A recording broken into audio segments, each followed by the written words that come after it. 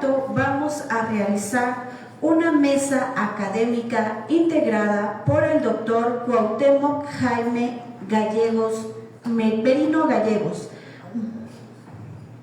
Asimismo, estará con nosotros el doctor Jesús Edmundo Coronado Contreras. También participa en esta mesa académica el doctor Mauricio Moreno Balbuena. Y como moderador se encontrará el doctor José Alejandro Andrade Páez. Antes de comenzar esta mesa, la licenciada Katia García de León Hernández y la licenciada Anaís Sánchez Gutiérrez nos leerán una pequeña semblanza de cada uno de nuestros ponentes.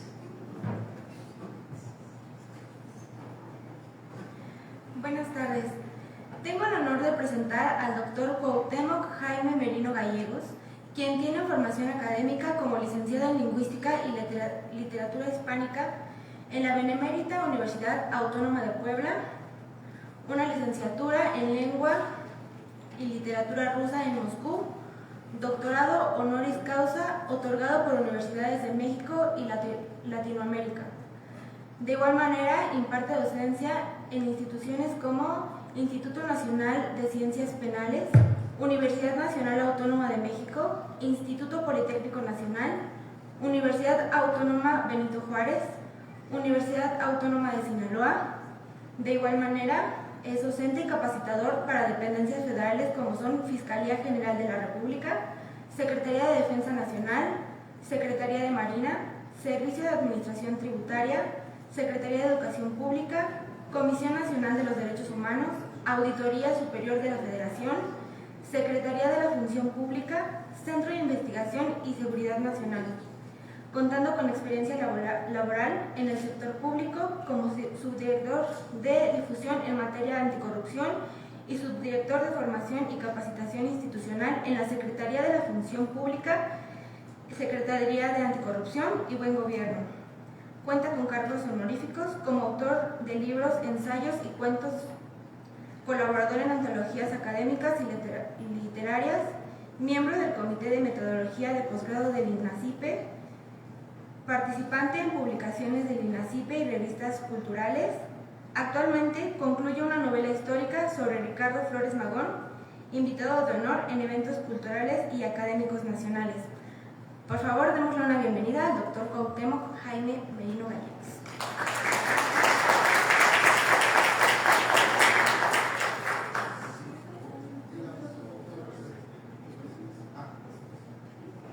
Buenas tardes.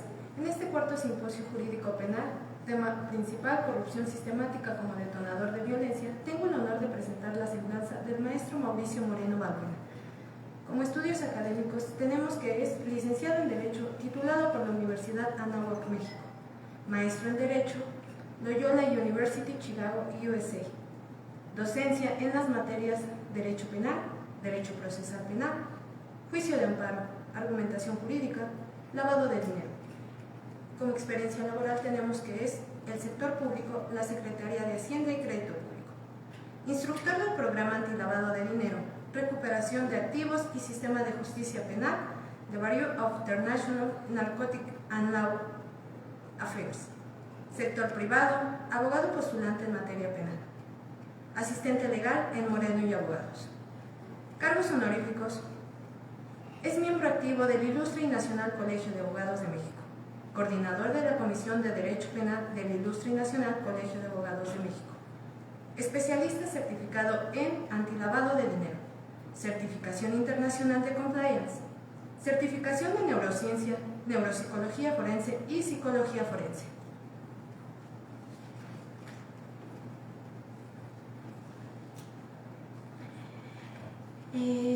Ahora presento al doctor Jesús Edmundo Coronado Contreras, quien tiene estudios académicos como licenciado en Derecho por Universidad Iberoamericana, maestro en Derecho y Justicia Penal Internacional por la Universidad de Turín, doctor en Derechos Humanos por la Universidad Iberoamericana, imparte docencia en la Universidad Iberoamericana, Universidad Anáhuac, Instituto Tecnológico y de Estudios Superiores de Monterrey, Universidad Kennedy de Argentina, Universidad Americana del Norte. Cuenta con experiencia laboral en el sector público como asesor de la Suprema Corte de Justicia de la Nación, asesor en el Senado de la República, asesor en la Procuraduría de Justicia de la Federación y en el sector público como socio de GMG Partners and Lawyers, firma especializada en Derecho Penal Internacional y Compliance. Cuenta con cargos honoríficos como conductor de programas y podcasts jurídicos como Juez y Parte y Brújula Legal. Es presidente de la Asociación de Egresadas y Egresados de Derecho de la Universidad Iberoamericana, coordinador de la Academia Penal y de la Comisión de Derecho Penal Internacional en el INCAM, y director editorial y miembro de órganos colegiados del Ilustre Nacional Colegio de Abogados de México. Para finalizar esta presentación de este cuarto simposio jurídico penal de corrupción sistemática como detonador de violencia, tengo el honor de presentar a quien preside este simposio, el doctor José Alejandro Andrade Páez. Tiene como estudios académicos ser licenciado en Derecho, titulado por la Universidad Nacional Autónoma de México. Es maestro en Derecho Penal en la Universidad Humanitas. Es doctor en Derecho Penal por el Centro de Estudios Superiores en Ciencias Jurídicas y Criminológicas. Tiene un postdoctorado en Derecho Penal y Criminología en el Centro de Estudios Superiores en Ciencias Jurídicas y Criminológicas, CECIJUC. Como docencia en las materias de Derecho Penal, Derecho Procesal Oral Acusatorio, Derecho Constitucional, Derecho de Amparo, Derecho Notarial. Como experiencia laboral, está en el sector público en la Secretaría de Desarrollo Social, en la Secretaría de Seguridad Pública del Distrito Federal, en la Dirección General de Asuntos Jurídicos, en el Tribunal Electoral del Poder Judicial de la Federación, en la Coordinación de Asuntos Jurídicos de la Secretaría Administrativa. En el sector privado y actual, tenemos que es abogado postulante en materia penal, director general del Grupo Jadre Multidisciplinario, representante legal de diversas instituciones y empresas, asesor jurídico del Consejo de Seguridad Empresarial del Estado de México. Como cargos honoríficos, tenemos primero que es conductor titular del Programa de Acción u Omisión Penal, anticultista de diversos documentos, organización del primero, segundo y cuarto Congreso Jurídico Penal del Corporativo Jurídico Andrade y Asociados, con sede en la Cámara de Diputados, organizador del primer y segundo Simposium Jurídico Penal del Corporativo Jurídico Andrade y Asociados, con sede en el Senado de la República, organización del tercer Congreso Jurídico Penal del Corporativo Jurídico Andrade y Asociados. Es miembro honorario del Club Rotary International. Es miembro activo del Ilustre y Nacional Colegio de Abogados de México. Y para finalizar, es socio de la Asociación CERMUD en España. Gracias.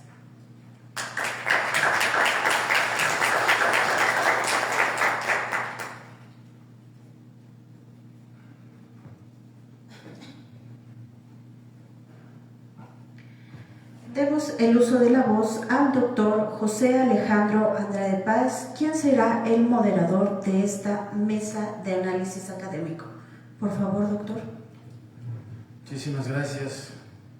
Realmente es un honor, es un privilegio estar sentado junto a estas personalidades, al escuchar el currículum de todos y cada uno. Pues bueno, se siente realmente cómodo, se siente realmente importante el estar con ellos.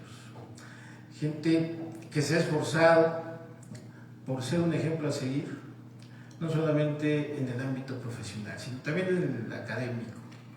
Y ese es el objetivo de esta mesa. El objetivo de este simposio, que desde el día de ayer hemos estado escuchando distintas opiniones muy importantes, pero sobre todo muy reflexivas, ¿no? En el aspecto práctico, en el aspecto académico, laboral, pero sobre todo la praxis social.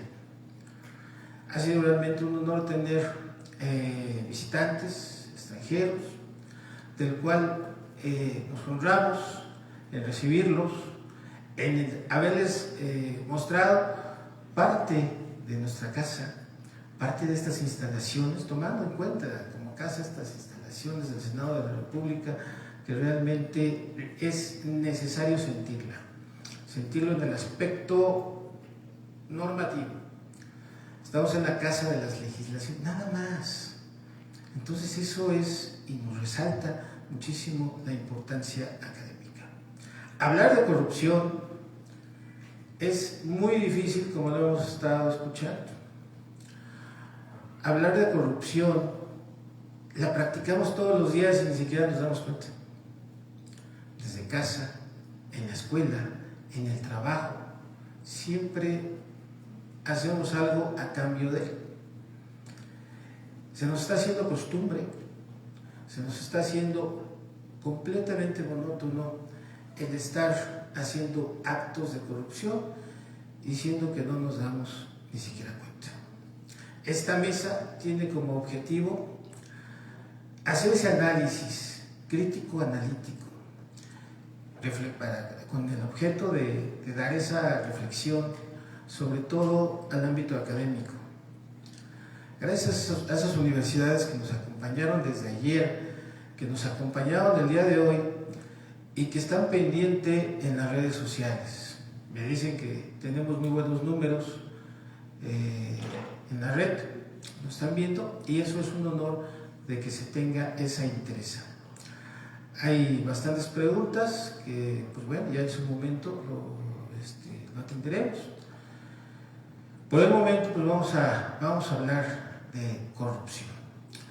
Grandes temas que a lo largo, reitero, se han venido tocando y que, pues bueno, es de mucha interés desde la naturaleza reflexiva. Ayer nos hablaba de violencia invisible, ¿no? ¿Cuál es esa violencia invisible que en la sociedad estamos manejando? ¿O estamos siendo víctimas de ello? No nos damos cuenta, tal vez, cómo el Estado nos manipula, pero esto ha sido toda la vida. Toda la vida hemos tenido un control social. Y ese control social se aterriza precisamente en el tema de corrupción. Pasaron cuántos años para darnos cuenta e iniciar un sistema en el cual lo denominamos anticorrupción. Y eso es muy reflexivo. Vamos a dar pauta a la mesa del día de hoy, dando primeramente la parte dogmática. La parte dogmática para abrir ese debate que realmente es muy importante con la experiencia que tiene el doctor Cuauhtémoc Jaime Merino Gallegos, desde la parte, insisto, académica en el INACYPE, y del cual pues ahí vamos a ir tomando la pauta, primero en una ronda de 15 minutos cada uno, para dar una réplica de acuerdo a la necesidad dogmática que se merece. Le damos el uso de la palabra al doctor Cuauhtémoc Jaime Merino Gallegos. Amigo, un honor que estés con nosotros. Gracias. Donde más se acomode, no pasa nada, en la mesa o en el podio, no hay problema.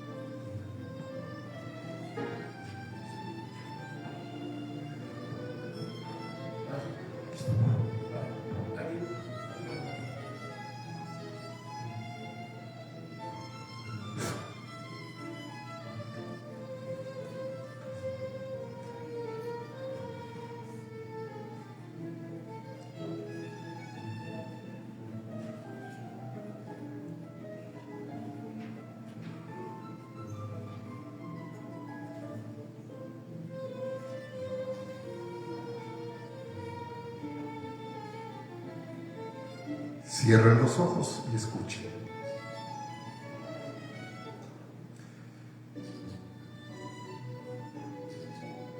Es un vals. Voy a seguir la cuenta.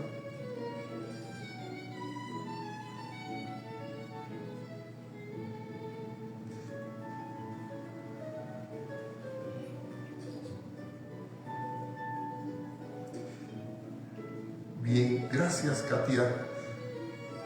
Gracias, hasta ahí nada más.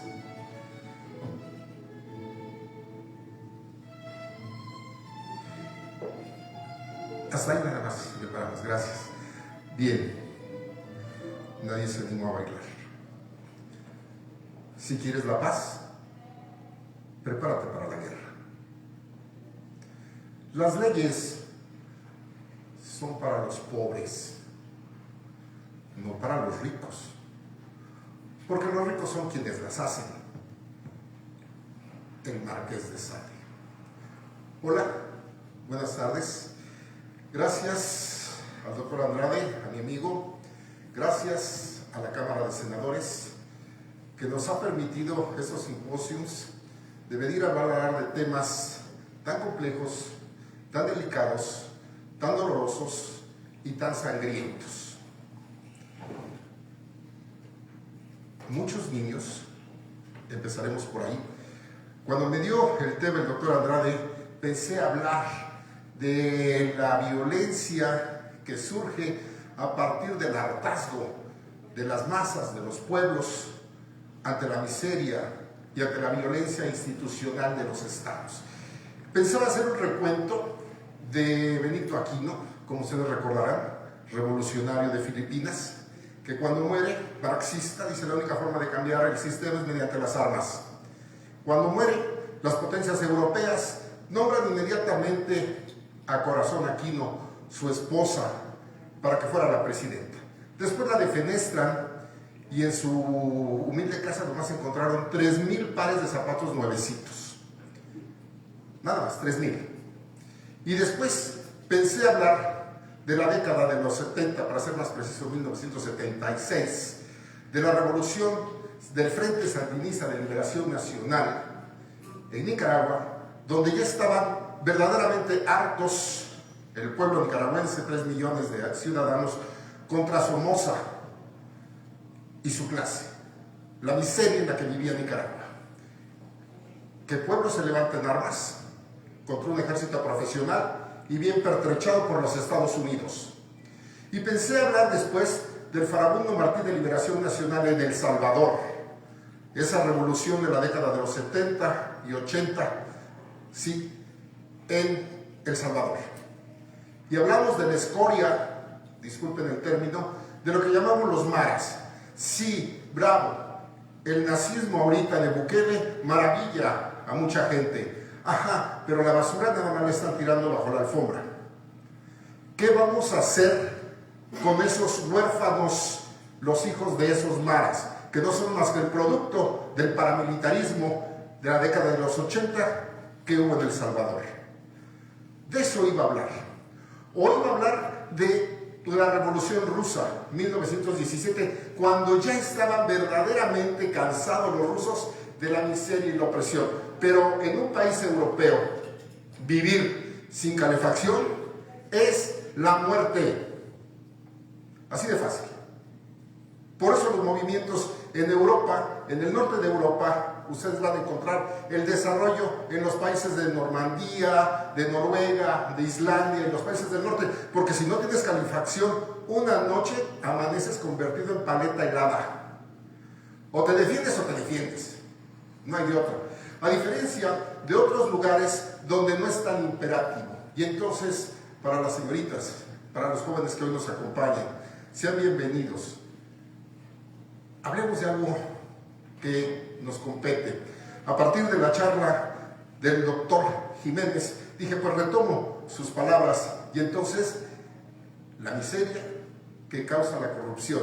Y les suena conocido bajísimos salarios para los muchachos y las muchachas, salarios de miseria. ¿Les suena conocido altos niveles de desempleo? ¿Les suena conocido suma represión de la policía y el ejército? ¿Les suena conocido miles de muertos? ¿Les suena conocido pobreza extrema? ¿Que falta pan, agua y sal en las mesas? ¿Les suena conocido esto? ¿De dónde estoy hablando? México. Ah, pero no actual, ¿eh? Empezamos por ahí. Vamos a hablar de por qué explota. Sí, no estoy hablando del México actual, estoy hablando del porfiriato. Estoy hablando de don Porfirio Díaz, de ese tema quiero hablar como catalizador de violencia. No hablo del tema actual, sí, y nada más quiero darles algunos datos para que forjemos nuestro optimismo. Repito, voy a hablar del porfiriato, sí.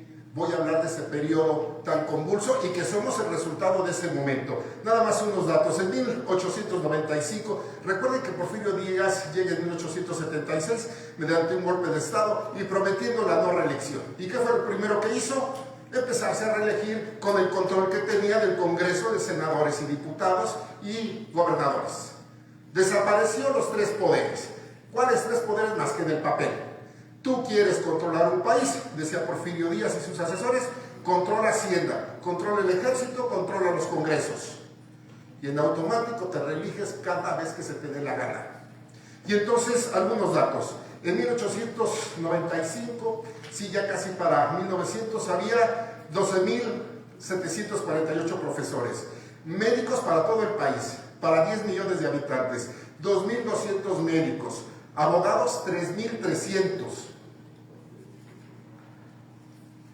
Había ejército y policía, 35.000. Y curas, 4.000. Son datos nada más para que veamos lo que llevaba Louis Althusser, los aparatos represivos de Estado y los aparatos ideológicos de Estado. Sí, por un lado te convenzo, mediante la religión, cuando te mueras, en la otra vida te va a ir muy bien. Ahorita, ponme tu otra mejilla, ¿sí? Ponme la mejilla, ¿sí? Cuidado, te rebelas, porque yo soy el enviado de Dios. Intellectus naturaliter desiderata esse semper. Y doy de espaldas a ti las misas y en latín. Ah, es el enviado de Dios. Control y la educación. Y entonces, ahí les dan otros datos.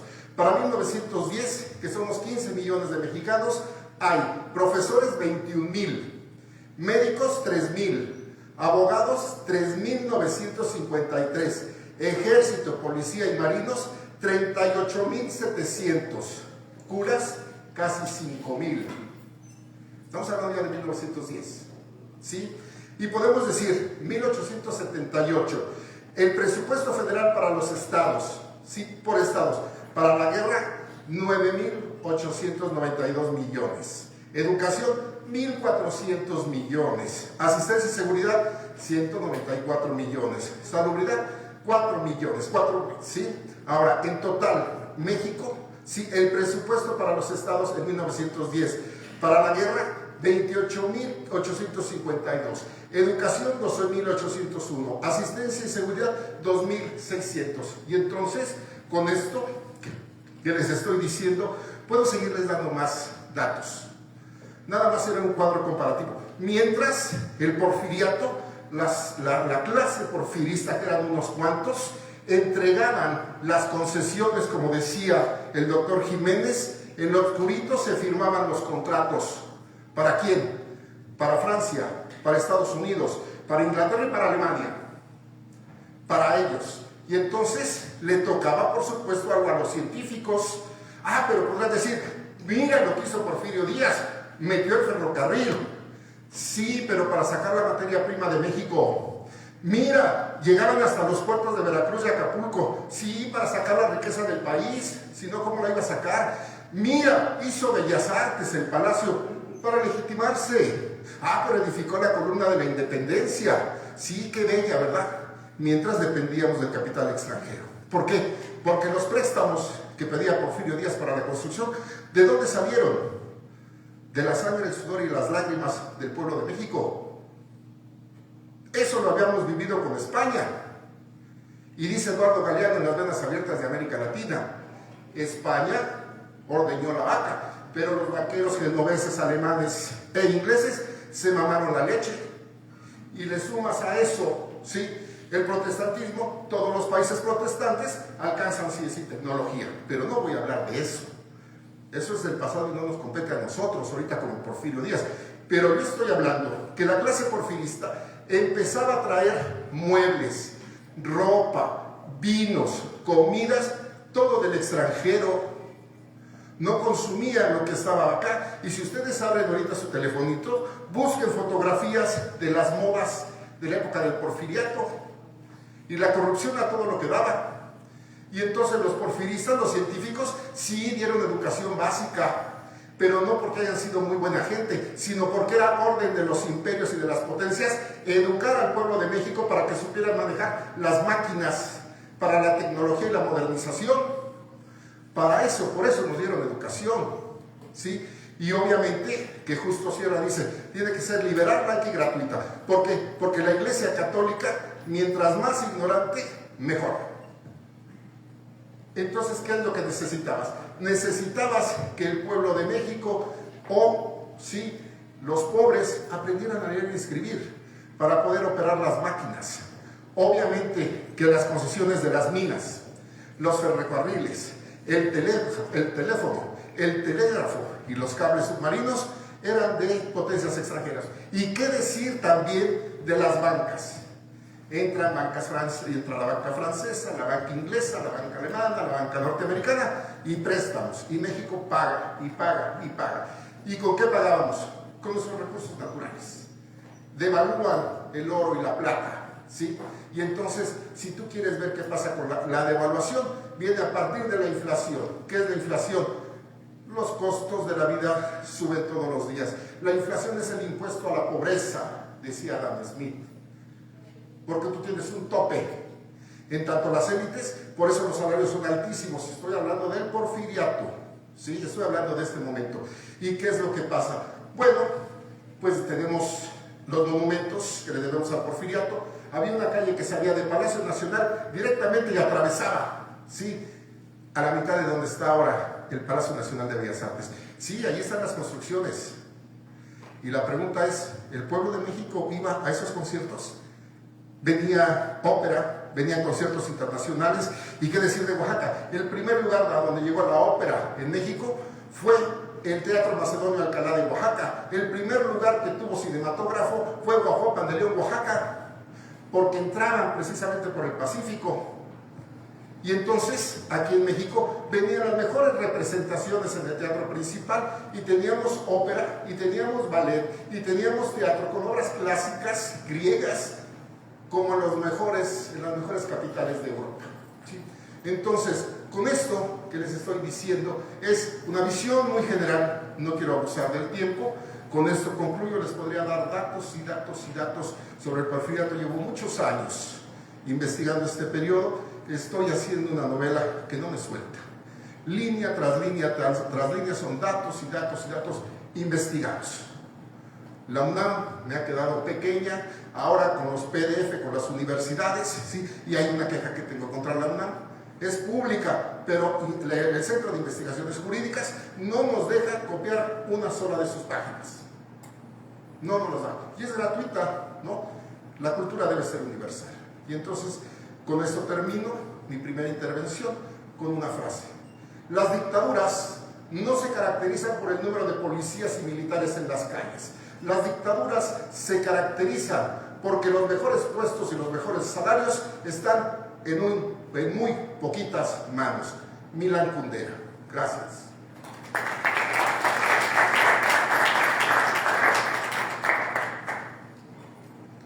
Perdón, paréntesis. Les puse un vals de la época de Don Porfirio. Mientras en los grandes salones había estas fiestas, afuera reinaban tanatos.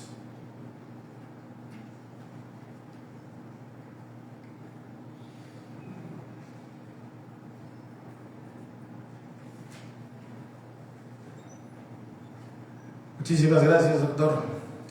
Muy buena la información cuando se trata de la historia, porque evidentemente para hablar de corrupción necesitamos también conocer esa parte histórica. Muchísimas gracias. Vamos a dar uso de la palabra al doctor Jesús Edmundo Coronado Contreras. Doctor, es un honor estar con usted. Muchísimas gracias, mi estimado Alejandro. Primeramente, pues, agradecerte la invitación, porque pues, estos paneles son únicos, nunca, ahora sí que no siempre se organizan para hablar de estos temas tan pues, indispensables y necesarios. Pues, se te agradece ahora sí que este ánimo y este entusiasmo justo para tratarlos. Y pues miren, yo no los pienso aburrir tanto, porque creo que ha sido 2 jornadas bastante extensas, bastante largas, y creo que efectivamente, a ver, este tema nos daría, pues yo creo que no para 2 días, nos daría para bastantes días, exactamente, y varios postdoctorados inclusive. Pero a mí me gustaría lanzarles 2 preguntas, justamente, a ver, porque entiendo que hemos hablado de diferentes temas, de delincuencia organizada, trata de personas, todo con este eje de la corrupción, como este detonador de la violencia principalmente, ¿no? Y creo que si vemos las noticias cotidianas, principalmente en nuestro país, los ejemplos tenemos muchos, ¿no? Y estas 2 interrogantes serían, a ver, una de ellas es si se puede gobernar a través del delito. ¿Qué piensan?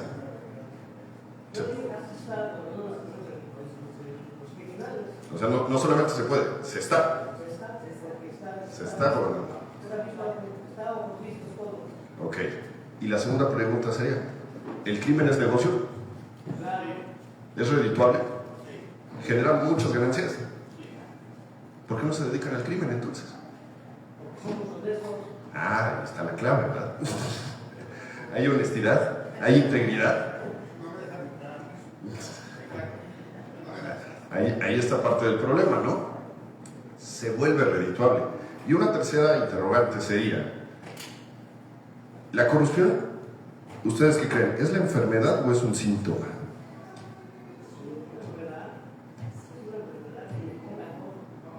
¿Quién dice síntoma? ¿Quién dice enfermedad? A ver. ¿Síntoma? Entonces, ¿cuál es la enfermedad? La pobreza, la descomposición social, ¿no? La ignorancia, la falta de oportunidades, ¿no? La impunidad. Se vuelve un circuito vicioso, ¿no? Pues miren, vivimos en un triste mundo, México es un ejemplo de varios de estos, en el que atravesamos por un coco muy grande. ¿Por qué coco? Porque un coco es la corrupción y el otro es el comercio ilícito. ¿Les suena el comercio ilícito? ¿Qué les viene a la mente cuando piensan en comercio ilícito? Porque mis colegas de formación jurídica dirán, oye Jesús, pero pues todo comercio tiene que ser lícito, ¿no? No puede, sería contradictorio, ¿no? Hay mercados ilícitos, drogas, armas, personas, ¿no? Por decir los 3 primeros. Podríamos irnos a piratería, falsificación de productos, tráfico de flora y fauna, contrabandos, ¿no? O sea, hay muchas actividades. ¿Que quién las genera? Principalmente la delincuencia organizada, ¿no? La delincuencia organizada de la que hablaban hace rato, que nos hablaba acá nuestro colega español, ¿no? Principalmente, ¿no? La delincuencia se ha corporativizado. Pues ustedes mismos me decían, ¿no? Es redituable cometer estos delitos, ¿no? Hay un atractivo comercial entonces, ¿no? Porque hay un atractivo en las armas, en las drogas, en las personas propiamente, ¿no? Entonces se vuelve redituable, se vuelve atractivo. Es lo que padecemos en nuestro país. No estoy hablando de ahorita, estoy hablando también del pasado, ahora sí el presente, el futuro, porque además, ¿desde cuándo podríamos marcar esto a nivel temporal? Pues de muy atrás, ¿no? No es una situación de hoy nada más, o de ayer, o de hace una década, o de hace un sexenio, como quieran ustedes marcar el tiempo, ¿no? Sino que ha ido en ese deterioro. Jonathan Simon es un autor de un libro muy particular que justamente se llama, como una de las preguntas que yo les hacía, si se puede gobernar a través del delito. ¿Saben de qué década es ese libro? ¿De qué década se imaginan que es? Es un autor estadounidense. Es de finales de los años 70. Porque en Estados Unidos hubo todo un gran tema, ¿no? De corrupción durante esos tiempos, ¿no? El famoso caso de Richard Nixon, ¿no? El famoso Watergate. En el 73, ¿no? Efectivamente. El primer y hasta el momento único presidente de Estados Unidos que ha renunciado por un tema de estos, ¿no? Se volvió ejemplificativo, ¿no? Ahora los norteamericanos, principalmente las empresas norteamericanas, son las que traen muy marcado otro bonito concepto, que es el del compliance, ¿no? El cumplimiento normativo muchas veces, ¿no? Que muchos dicen, oye Jesús, pero pues eso es como descubrir el agua tibia, ¿no? O sea, yo ya sé que tengo que cumplir, ¿no? El problema es que eso es la excepción, no es la regla. Pues se vuelve la excepción, ¿no? Tristemente. Estamos también en un mundo cada vez más globalizado, ¿no? Porque en nuestro país, ¿cuántas empresas transnacionales no encontramos? ¿Cuáles son ejemplos de empresas transnacionales? Coca-Cola, ¿qué les gusta? Meta, Apple, Pepsi, Cemex, ¿no? Que podemos decir que es de origen mexicano, ¿no? Pero opera transnacionalmente. ¿Por qué son transnacionales? Pues porque sus productos, sus servicios tienen un atractivo comercial en diferentes regiones, ¿no? Bendita globalización, ahora sí que los adelantos de la ciencia y la tecnología nos han dado todas estas facilidades. Pero ¿cuál es el lado oscuro de la globalización? El comercio ilícito, ¿no? Porque como decíamos, personas, armas, drogas, se han vuelto, ¿qué? Atractivas comercialmente, se vuelven actividades redituables. La delincuencia organizada transnacional no es muy diferente de una empresa, ¿no? ¿Por qué creen que a nivel internacional, inclusive en nuestro país, en diferentes, o sea, no en todo nuestro país, España, por ejemplo, es un ejemplo de ellos, se estableció la famosa responsabilidad penal de las personas jurídicas? Porque eso viene de una convención de Naciones Unidas. ¿La convención de Naciones Unidas contra qué? Contra la corrupción, ¿no? La famosa convención de Mérida, del 2003. Entonces no tenemos que irnos tan atrás, ¿no?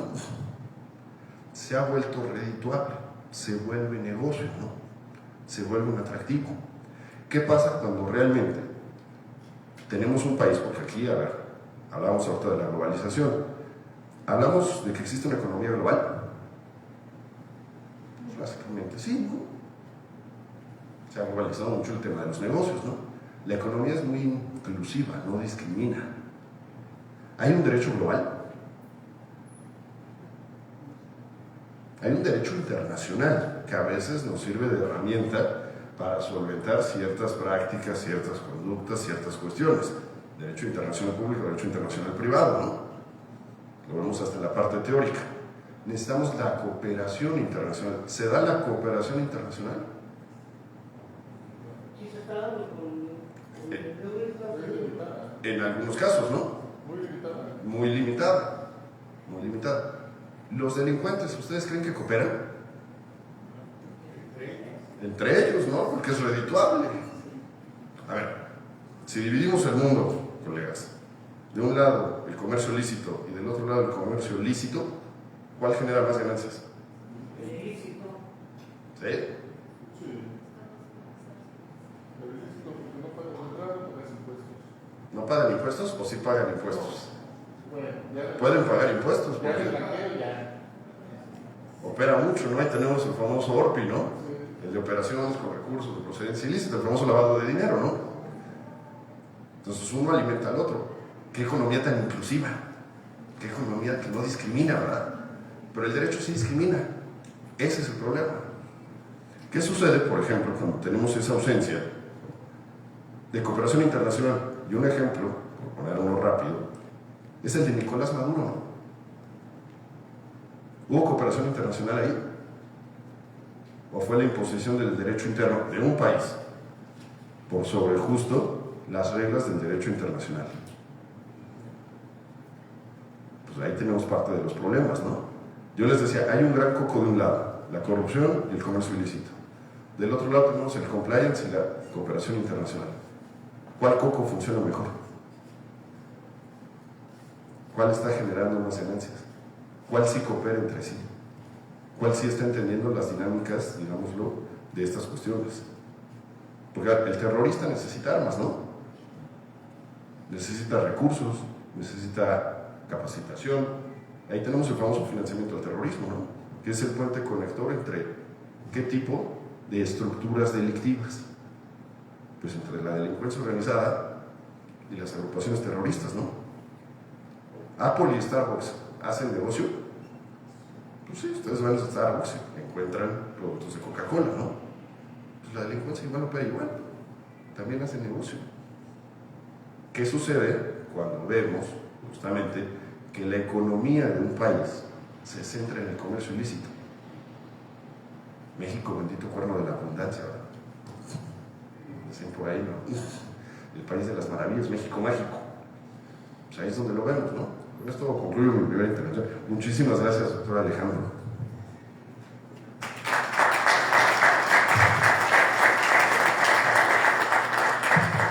Muy bien, muchísimas gracias. Es el turno de escuchar al doctor Mauricio Moreno Balbuena.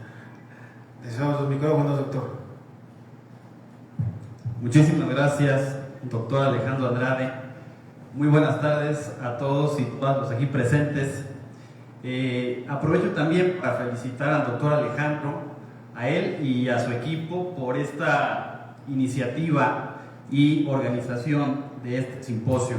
Gracias, hermano. Es un honor también para mí compartir esta mesa de análisis con distinguidos ponentes como el doctor Alejandro, precisamente, con el doctor Coronado y desde luego con el doctor Cuauhtémoc Merino.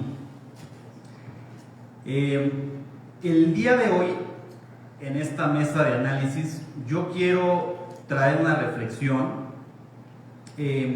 más que algunos datos y estadísticas sobre el fenómeno de la corrupción.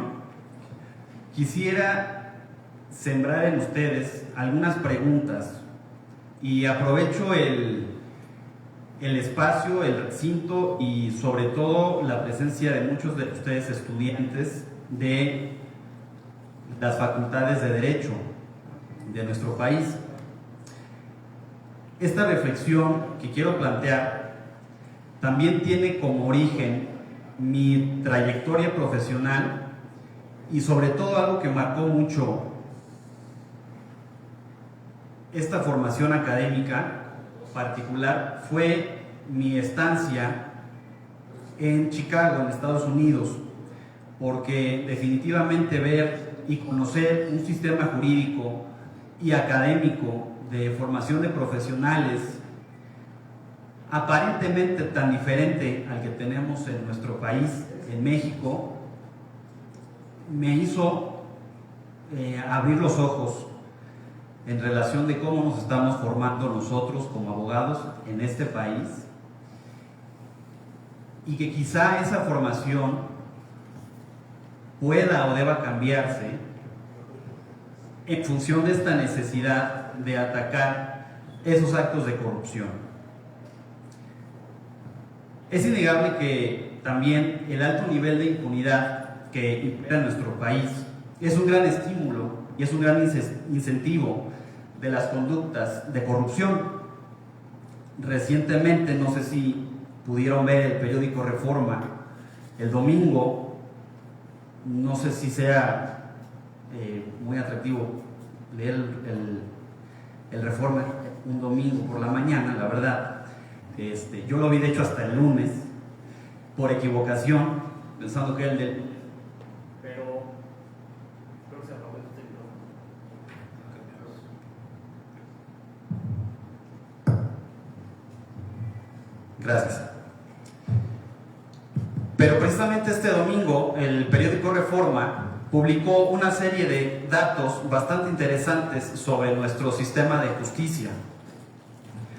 Por ejemplo, dice que solamente el 7.14% de las investigaciones en materia penal llegan a obtener una sentencia, que no necesariamente es una sentencia condenatoria, simplemente son asuntos que nacen desde la investigación y que recorren todo el caminito hasta llegar a una sentencia, solamente 7.14%.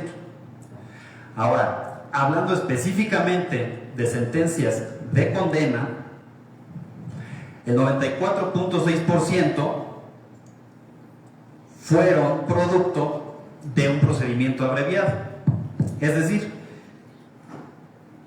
en ese 94.6% de las condenas, el acusado aceptó su culpabilidad y aceptó ser sancionado.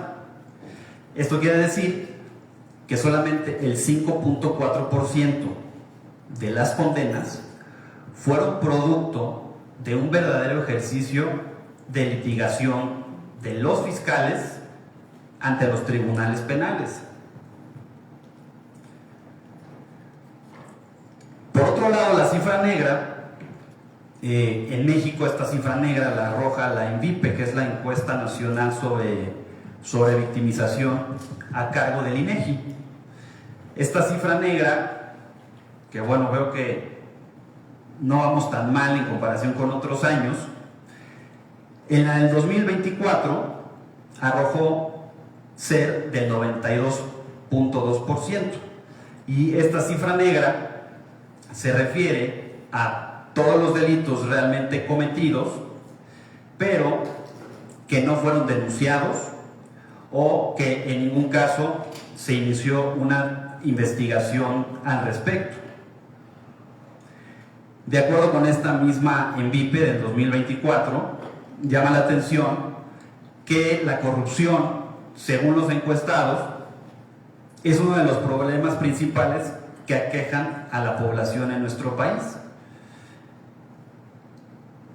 Incluso la corrupción como un problema social la ponen por arriba del narcotráfico y por arriba de la pobreza. Desde luego la inseguridad, según la misma ENVIPE, es el principal problema. Ahora bien, otro dato también que encontré en esta búsqueda, esto es más bien sobre fuentes globales. Hay un estudio que se llama Corruption, Accountability and Legal Enforcement del diario The Global Essence. Aquí se señala que el problema central es la brecha legal institucional, y esta brecha se define como la disparidad crítica entre los marcos legislativos robustos y su implementación en la práctica. Este estudio también señala al respecto del fenómeno de la corrupción que aunque la mayoría de las naciones han adoptado leyes alineadas con tratados internacionales, como la acaba de referir mi colega, el doctor Coronado, que mencionó la Convención de Mérida de Naciones Unidas, que precisamente se suscribió aquí en nuestro país, la ejecución de toda esta normativa es socavada por la interferencia política, por la falta de recursos técnicos y la ausencia de una protección real para los denunciantes, que también hace un momento lo comentaba uno de los expositores.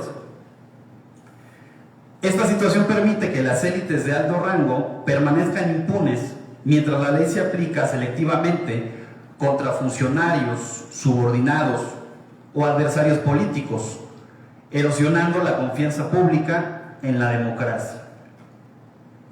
Se puede concluir también, de acuerdo con este estudio, que la eficacia de las estrategias anticorrupción no reside en la complejidad de las leyes, sino en la existencia de voluntad política genuina, la independencia absoluta de las agencias de control y el empoderamiento de la sociedad civil para cerrar la brecha entre la normativa estricta y la sanción efectiva.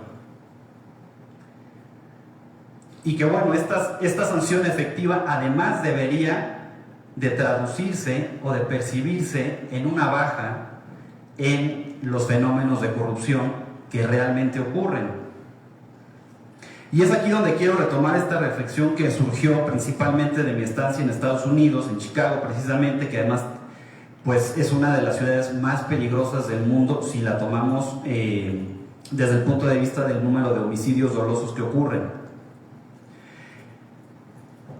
Porque analizando esta infraestructura legal, normativa, de instituciones, en el tema de anticorrupción en nuestro país, podríamos decir que México está en un 10. Pero ¿qué pasa realmente con esa implementación efectiva? Que se traduce no solamente en sanciones, sino que idealmente se debería traducir en un decremento del fenómeno delictivo de la corrupción. Hablando del marco normativo, tenemos todo un capítulo de servidores públicos y sus responsabilidades en nuestra Constitución Política Federal. El artículo 108 a 114 establece todo este marco constitucional.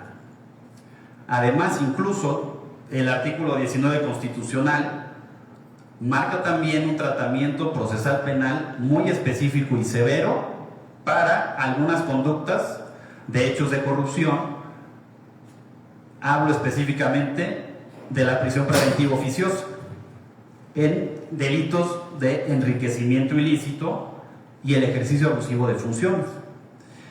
Tenemos también una Ley General de Responsabilidades Administrativas, la cual establece, entre otras cosas, cantidad de hipótesis diferentes de faltas no graves y de faltas graves, como el peculado, el desvío de recursos públicos, el cohecho, la utilización indebida de información, abuso de funciones, actuación bajo conflicto de interés, enriquecimiento oculto, contratación indebida, nepotismo, desacato, encubrimiento, bla, bla, bla. Un catálogo también muy extenso de delitos en nuestro Código Penal Federal y en nuestros códigos penales estatales, en donde se tipifican algunas conductas como el abuso de autoridad, coalición de servidores públicos, uso ilícito de atribuciones y facultades, pago y recibo indebido de remuneraciones, concusión, intimidación, los que ustedes quieran. También contamos con un sistema nacional anticorrupción que también tiene sus correlativos en las entidades federativas. Tenemos una fiscalía especializada que además es autónoma en combate a la corrupción, tanto a nivel federal como en las entidades federativas. Tenemos salas especializadas en anticorrupción que son parte de los tribunales los tribunales de administración de justicia administrativa, tanto a nivel federal como en las entidades federativas.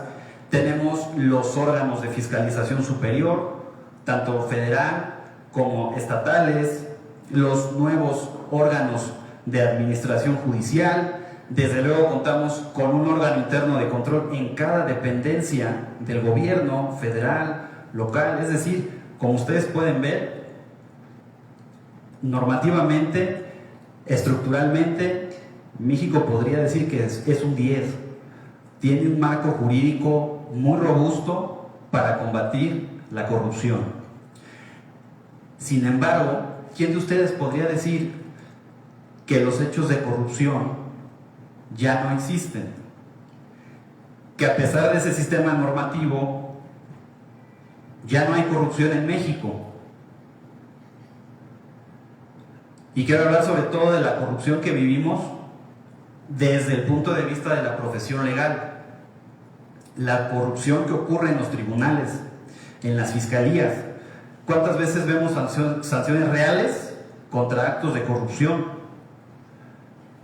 Si la corrupción como delito también se complace, se nutre y se beneficia de esa cifra negra de delitos y de esas estadísticas sobre la escasa efectividad de la persecución de los delitos ante los tribunales penales, a pesar de todo el andamiaje legal y orgánico para combatir la corrupción, ¿qué es lo que sigue fallando? ¿Por qué seguimos teniendo corrupción? A propósito de la reciente decisión de la Suprema Corte de Justicia de la Nación sobre la validez constitucional de la lista de personas bloqueadas de la Unidad de Inteligencia Financiera, ¿qué dijo la Corte al respecto? Se convalida constitucionalmente el bloqueo de cuentas bancarias por parte de la Unidad de Inteligencia Financiera. ¿Por qué? Porque, entre otras cosas, sí hay requisitos legales que permiten que esa decisión no sea arbitraria. ¿Cuáles son esos requisitos? Entre otros, que existan indicios fundados para establecer que las personas sujetas a cierta investigación en la UIF podrían estar realizando conductas de lavado de dinero. Que existan indicios fundados. ¿A criterio de quién? Únicamente del titular de la Unidad de Inteligencia Financiera.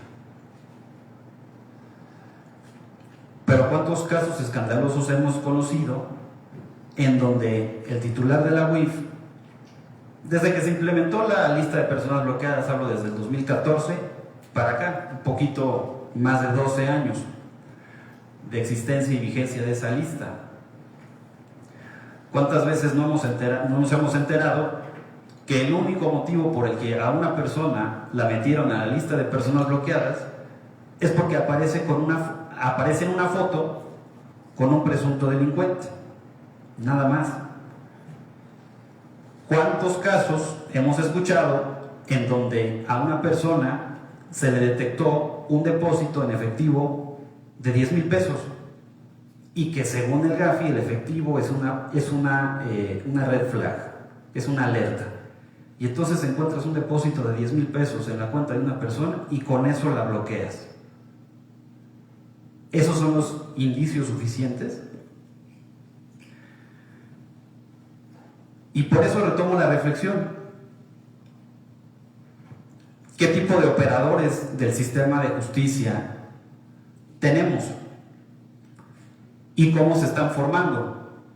Porque el tema tiene que ver con la formación profesional basada en la ética, y que en nuestro país no hay un mecanismo para el escrutinio de esas cualidades éticas de las personas que están egresando de las carreras y las facultades de Derecho.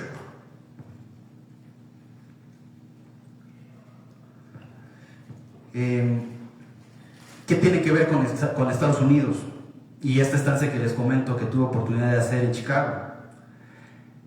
Analicé, estando allá, cuáles son los requisitos para poder ser un abogado en Estados Unidos, en concreto en Illinois, pero recientemente los criterios se están estandarizando en todos los estados. Y ahí es donde me di cuenta de qué es lo que está pasando, por qué el sistema jurídico norteamericano no tiene esa percepción de corrupción, a pesar de que existe una gran discrecionalidad en las determinaciones. Por ejemplo, en las fiscalías americanas, las investigaciones no se necesitan cerrar, simplemente no se investiga. ¿Por qué? Porque así lo decide el fiscal. No necesita fundar y motivar un nuevo ejercicio de la acción penal, no necesita justificar un sobreseimiento, no necesita nada, simplemente le da carpetazo y la archiva y nadie dice nada. ¿Y quién dice algo? ¿Quién se queja de la corrupción de ese sistema? Basado en esa discrecionalidad. Es por la confianza en los servidores públicos que operan los sistemas de justicia. ¿Pero por qué? Porque desde que egresan, el parámetro, el baremo o el filtro es demasiado rígido, es demasiado complejo. Por ejemplo, el obtener un título universitario es apenas el primer requisito para poder entrar a la carrera.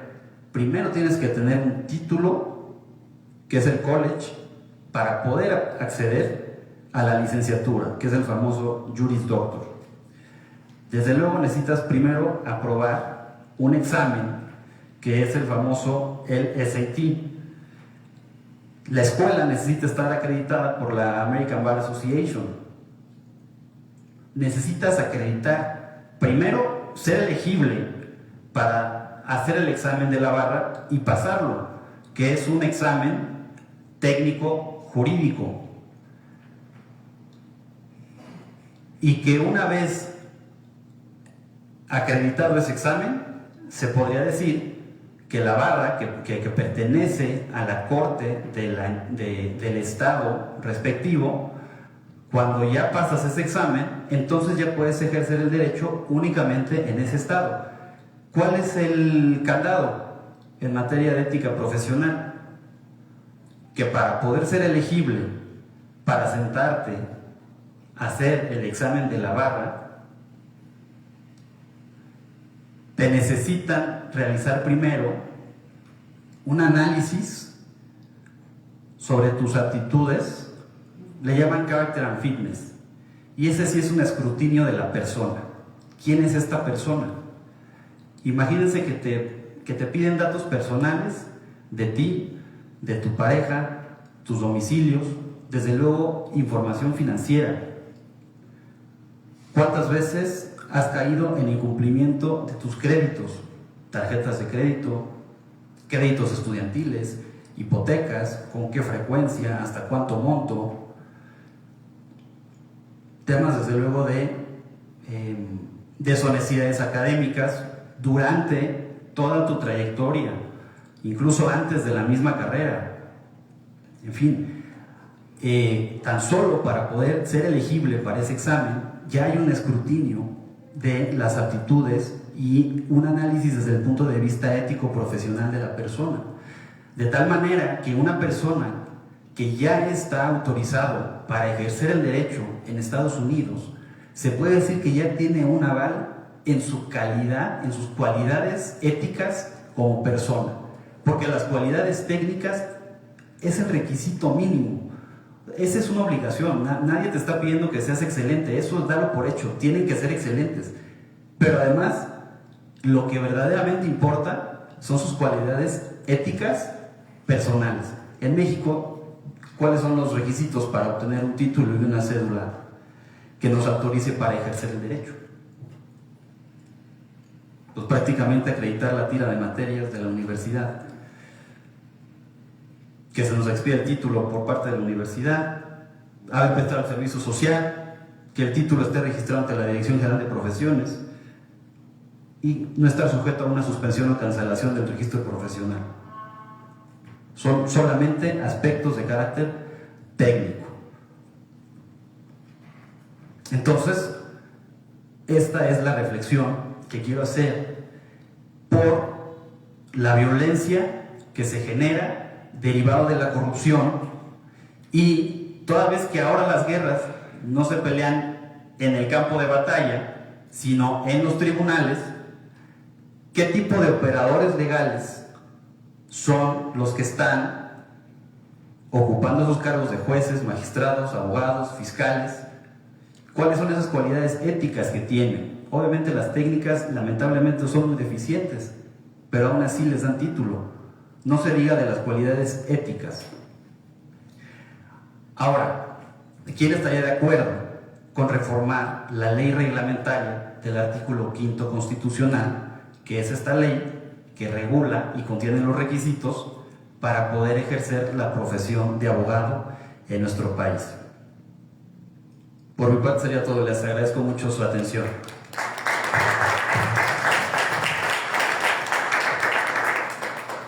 Muchísimas gracias, doctor. Yo creo que estamos escuchando algo muy objetivo desde la parte histórica. ¿Qué no se vivía con las personas jurídicas en la época del Porfiriato? ¿Qué no se vivió? Al escuchar al doctor hablar sobre las empresas, no podemos dejar de pensar en la palabrita muy clásica que se escucha en las mañanas, por cierto, hablando de reforma, ¿no?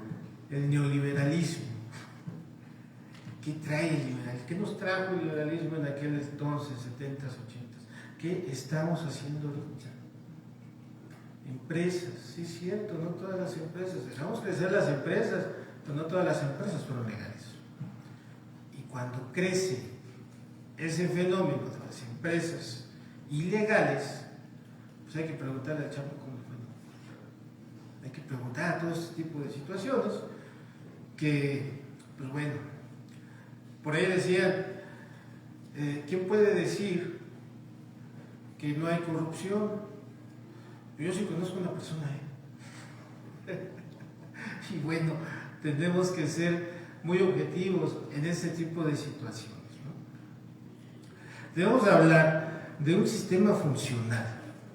Cuando estamos teniendo este tipo de situaciones con la parte normativa, no podemos dejar de pensar que son personas jurídicas y que las personas jurídicas no solamente son particulares. Tenemos que considerar que también forman parte del Estado mismo. Y cuando hablamos de este tipo de situaciones, estamos hablando de la cuna de la corrupción. La normativa no es mala, estoy seguro que no es mala, pero esa situación de estar adaptando la norma a la sociedad, creo que esta situación es la que envuelve muchísimas situaciones. Creo que aquí hay un foquito, no quiero pensar que sea rojo, yo creo que todavía es ámbar, todavía pues esperemos, ¿no? Esperemos que sea de ese color, pero tenemos algo que poner en marcha, sobre todo con estas personas jurídicas. Le voy a ceder el uso de la palabra al doctor Edmundo Coronado, porque me dice que tiene un poquito ya su agenda está apretada. Entonces vaya, pues vamos a darle la réplica. ¿Y cuál es su perspectiva, doctor? Muchas gracias, mi estimado Alejandro. Pues sí, perdonen, ahora sí que uno tiene varios compromisos. Las distancias en esta ciudad son muy engañosas. Cualquier trayecto, ¿verdad? Decíamos, de 20 minutos se puede volver de 2 horas. Es la ciudad en la que está todo ahí cerca. No, efectivamente, a ver, yo coincido mucho aquí con mi socio, con mi estimado Mauricio, efectivamente, porque es parte de muchas reflexiones, inclusive, a ver, cómo está nuestro aparato, tanto legislativo como jurídico, propiamente en general. También es parte de estas, ahora sí, como decimos, enfermedades o síntomas, ¿no? Porque, a ver, tuvimos una reforma reciente, muy polémica en la parte judicial. Parte de esas reformas necesarias, no voy a meter en esa discusión porque no es parte del análisis, los resultados que nos han dado. O sea, se ha eliminado parte de la corrupción porque parte de las críticas que se ejercían hacia ese poder era justamente en esa línea. Ahorita nos hablaba también el doctor Merino un poco de la época, pues sí, histórica y cómo pues, en ciertas épocas se ha cooptado también a los poderes, ¿no? Entonces, lo vemos todavía, y parte sí, a mí me parece mucho que también parte de la corrupción muchas veces es esa, voy a hacer un término un poco elocuente, esta ignorancia deliberada, ¿no? o inconsciencia sabida, ¿no? Cuando somos conscientes de que no somos, por ejemplo, no cumplimos el perfil de ese puesto, también es corrupción, o se reduciría a una falta de ética, o al final va relacionado uno con el otro, porque no podemos decir que son un binomio. Y efectivamente, y parte de los síntomas que vemos también en nuestro país, y hablando nuevamente del tema de las empresas, y es que nos falta todavía dimensionar mucho de las tristes atrocidades que suceden en nuestro país. Recientemente, y era uno de los temas que veíamos justo en el Colegio de Abogados, y que luego trascendió inclusive en medios de comunicación, un informe de Naciones Unidas, o una petición de parte de Naciones Unidas, sobre el tema de desapariciones en México, el famoso tema de desapariciones forzadas. Que al final, a ver, mucho se le cargó hacia un tema, se le ha cargado hacia un tema de derechos humanos. Pues también es un tema penal. También es un tema penal el tema de las desapariciones. Desde 2018 tenemos legislaciones especializadas en materia de desapariciones, tanto forzadas como de particulares, que aquí se hizo una gran distinción en nuestro país. Tristemente el problema sigue sucediendo. Y la gran distinción de la desaparición forzada y la desaparición cometida por particulares es que, a ver, ¿quién comete la de particulares? ¿Quién lleva a cabo los famosos levantones? El crimen organizado, es por acá el doctor Jafet, ¿no? Ok, el crimen organizado. ¿Quién comete la desaparición forzada? El Estado, ¿no? Si la comete el Estado, ¿no hablamos de un hecho de corrupción también? Indirectamente o directamente.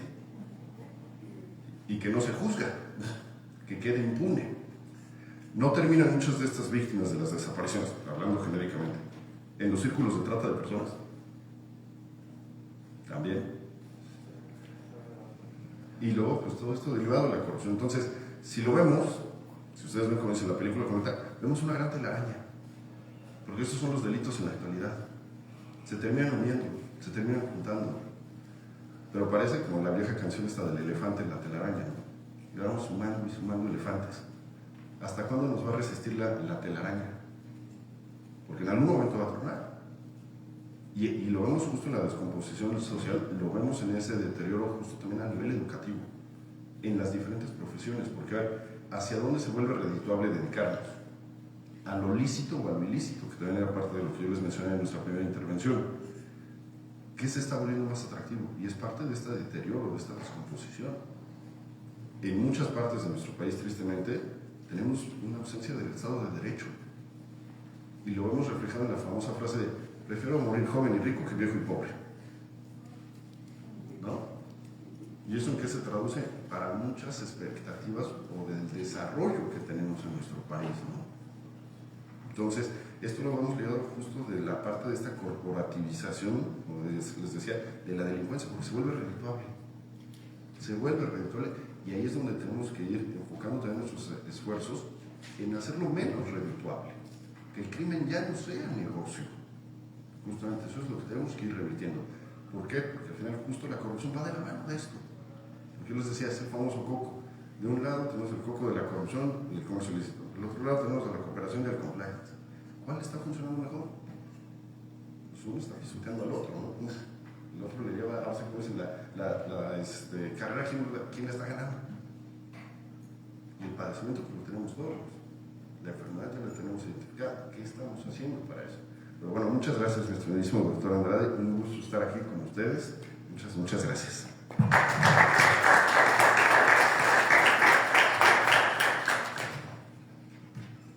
Antes de que se nos escape el doctor por sus múltiples responsabilidades, vamos a hacerle entrega de un reconocimiento por su participación en este cuarto Simposio Internacional Jurídico Penal, Corrupción Sistemática como Detonador de Violencia.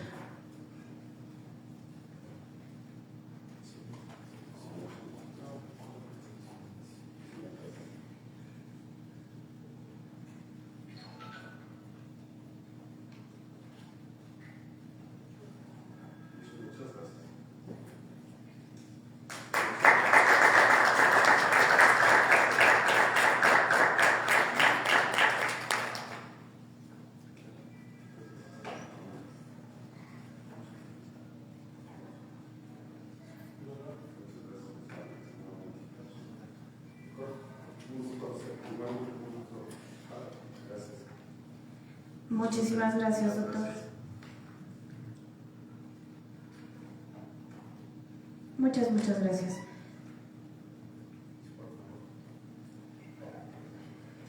Vamos a continuar con la participación de nuestra mesa de análisis académico. Por favor, doctor Alejandro. Muchísimas gracias. Bueno, pues despedimos al doctor. Vamos a seguir con este análisis y prácticamente ya de cierre. Porque tenemos esta situación. Estamos hablando de corrupción, pero hay que checar muy bien este análisis con las personas jurídicas, muy importante en un estado funcional como el que vivimos, en un funcionalismo incluso político, en el cual ha venido encarnando de generación en generación.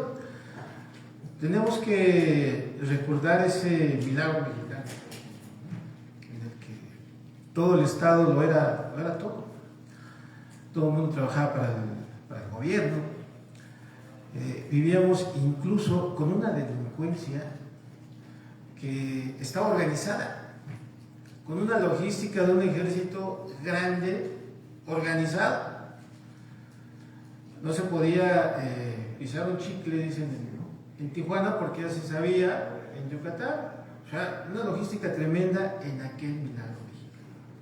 Pero cierto, como lo dijo el doctor, ¿no? No es para siempre.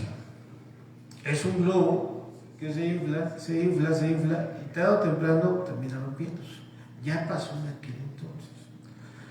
¿Qué nos espera ahora? ¿A dónde vamos? Digo, porque también estar en estos recintos, pues también hay que aprovecharlos. Tenemos por ahí una oportunidad grande de dejar huella en este simposio, de dejar huella con unas memorias que dejen como consecuencia algo, una iniciativa. Como juristas siempre estamos levantando la mano, con la idea de querer levantar la mano, que nos escuchen y hacer ese largo procedimiento que el doctor Edgar, en su primera ponencia, nos dio luz sobre este procedimiento legislativo.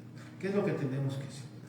Bueno, pues entonces estamos abriendo esa oportunidad, no solo para nosotros, e incluso hasta para el académico, para el universitario, esas aportaciones que den luz a este tema tan importante, no solamente a nivel nacional, sino a nivel mundial, como nos hemos dado cuenta. Si analizamos ese derecho comparado, pues bueno, creo que vamos a llegar a un punto. Y ese punto lo tenemos que conocer, tenemos que llegar a esa situación. La última, tanto para la parte dogmática, vamos a llamarla, literaria sobre todo, como para la rama institucional jurídica, del cual, pues bueno, tenemos la experiencia, la praxis del doctor incluso. ¿Qué perspectivas tenemos? ¿A dónde vamos? Y su punto de vista sobre a dónde va a llegar México en especial. Ya hablamos sobre la parte normativa, pero en la esencia, en la praxis, ¿a dónde cree que lleguemos? Deseo la palabra.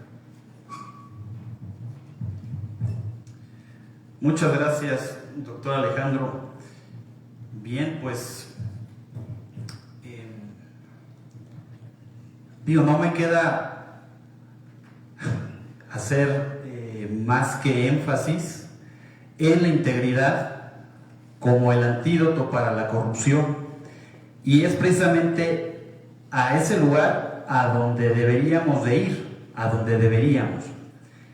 hacia dónde vamos.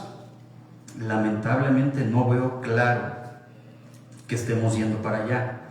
Estamos reformando leyes, estamos dándole más presupuesto a nuevos órganos del Estado, pero yo estoy convencido de que la solución no es ni reformar, ni crear leyes, ni implementar nuevos entes públicos para combatir la corrupción, sino que lo que yo veo es seguir incentivando la integridad, precisamente hablando del tema de la responsabilidad penal de las personas morales.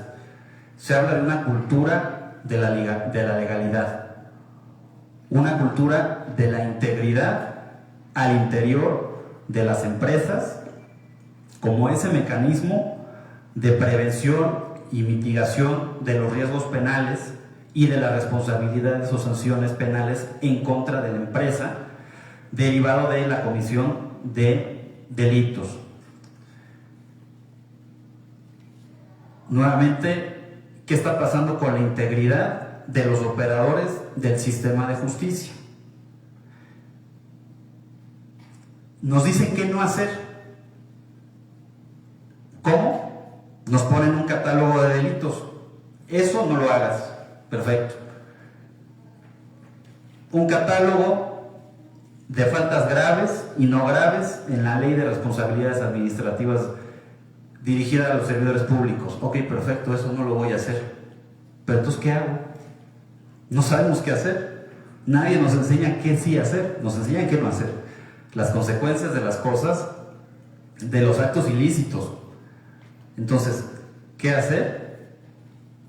La integridad. Lo que implica la integridad en nuestras profesiones, en nuestras vidas en general, es lo que nos deberían de estar enseñando y es lo que nos deberían de estar midiendo.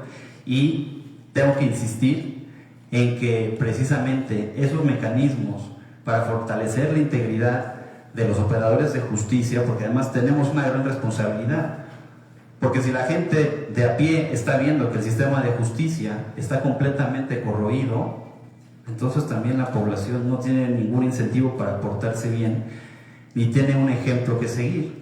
Entonces quiero recalcar y quiero hacer mucho énfasis en esa responsabilidad que tenemos nosotros como operadores del sistema de justicia en seguir fortaleciendo la ética y la integridad en el ejercicio diario de la profesión, pero que eso solamente se puede conocer y se puede aprender desde las facultades de Derecho, en donde también tenemos grandes responsabilidades desde la academia para sembrar en nuestros estudiantes esa semilla de la integridad, que es el antídoto para los hechos de corrupción. Gracias. Muchísimas gracias.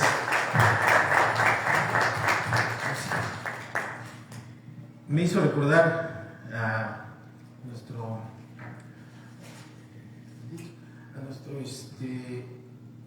buen Raúl Carancay Rivas, ¿no? El delincuente nace o se hace.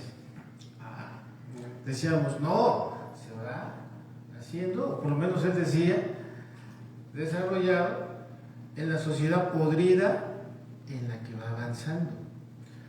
Pero ahora es todo lo contrario con las empresas, ¿eh? Ahora sí está naciendo con las personas jurídicas y ahí empieza la situación de corrupción. Fíjense nada más, o sea, son situaciones que hay que irlas analizando, porque ahora es todo lo contrario. Antiguamente las empresas no cometían delitos, ahora sí los cometen, ahora sí está un procedimiento, ahora estamos ante la oportunidad de ser dogmática jurídica. Y eso es algo muy importante, ¿no? Es algo muy importante. ¿Por qué? Pues porque la empresa, al final de cuentas, la hacemos todos. La misma familia es una empresa, ¿no? Y la familia, pues hace rato se hizo una discusión sobre qué hacemos. Es que no podemos hacer, es que sí la hacemos. O sea, realmente nosotros mismos hacemos nuestro propio mar, aportando nuestro granito de arena. Y si no lo estamos aportando, pues es que hay muchas situaciones. Volvemos a la situación de control social. No podemos tener un avance cuando tenemos un control social que está excluyendo tanto la situación psicológica como la situación social y todo un desarrollo que nos ha llevado a estar en estas situaciones. Mas, sin embargo, sí es cierto, tenemos todo un marco jurídico que si lo avanzáramos, si realmente lo respetáramos, pues bueno, sería otra situación. Pero ¿cómo lo vamos a respetar? Simple y sencillamente con esos principios que desde casa provienen.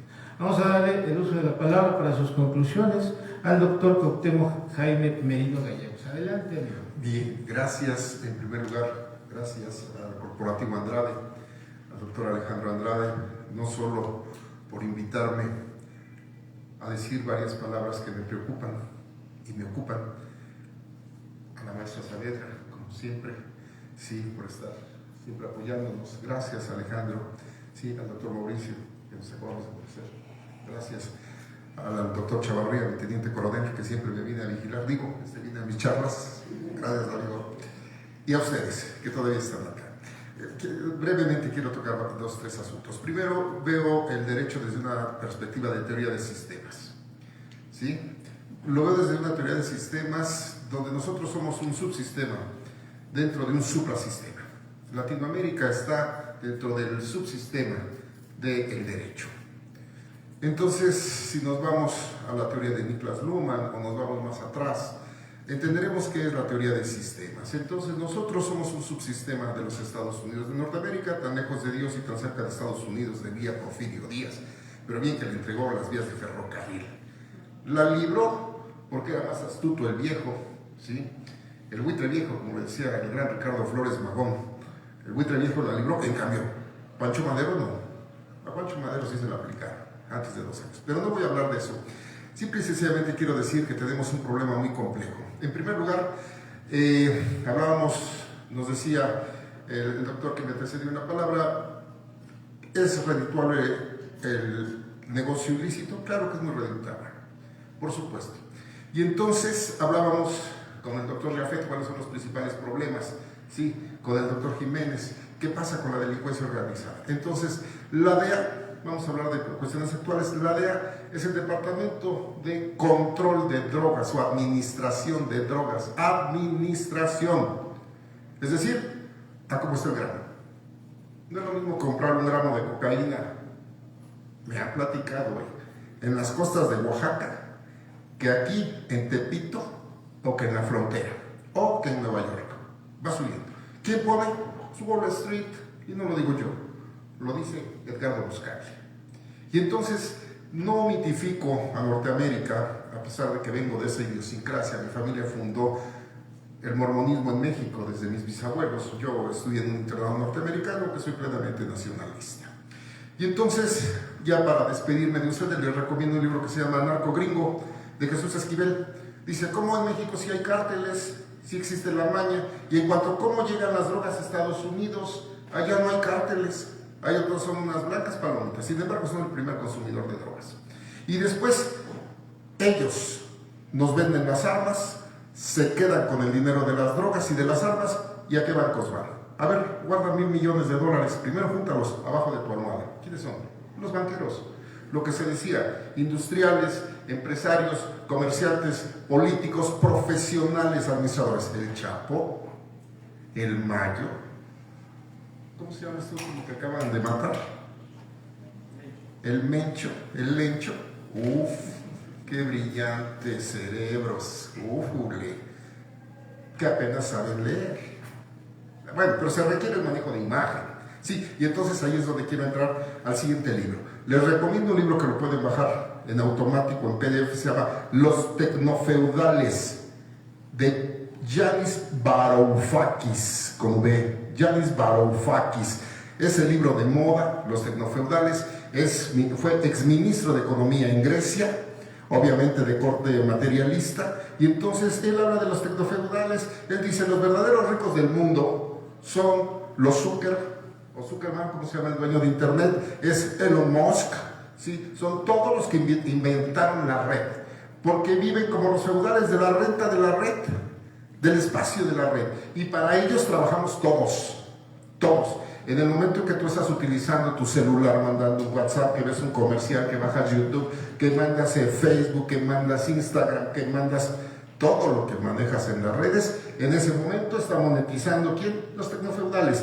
Vean quién impuso a Donald Trump. No lo digo yo, lo dice Edgardo Buscalia y lo dice Yanis Varoufakis con V.